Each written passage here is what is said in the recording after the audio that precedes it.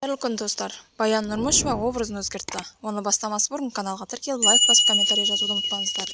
Эстрадаға гитарасын ұстап келіп таңылған Баян Нұрмышева өзгергенін айтты. Ол TikTok желісіне тіркеліп, трендтегі видеоларға түсіре бастаған. Періште алтын көрсе жолдан таяды. Демекші, мен де өзгердім. Видеоның соңына дейін көріңіздер. Қалжың түсінбейтіндер назар аудармаңыздар. Жүректеріңіз шыдамауы мүмкін, деп жазды әнші. Бірақ қоңыр үні нәзік қалпынан танылған Баян Нұрмышеваның жаңа образы көпшілікке ұнамай қалды. Оқырмандары бұрынғысы дұрыс еді деп жатыр.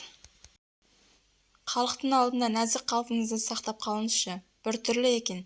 Сізге байсалды болған жарасады. Ерсілеу көрінеді. Жасыңызға лайық тірлік істеңіз. Образыңыз жақсы. Қимылыңыз келмейді.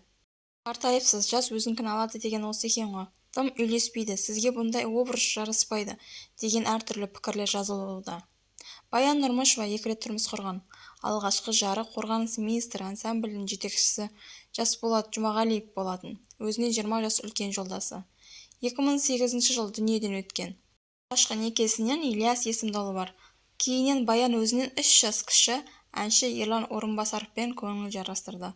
Бұл некесі тағы 2 бала туылды. Баян Нұрмышеваның TikTok желісінде видеолары танымалдығы артып келе жатыр. Соңына дейін тыңдағандарыңызға көп рахмет. Лайк басып, комментарий жазып, каналға тіркелуді ұмытпаңыздар достар. Сіздерге шоу-бизнес жаңалықтары алғашқылардың бірі болып жаңалықтарды жеткізіп отыратын болады.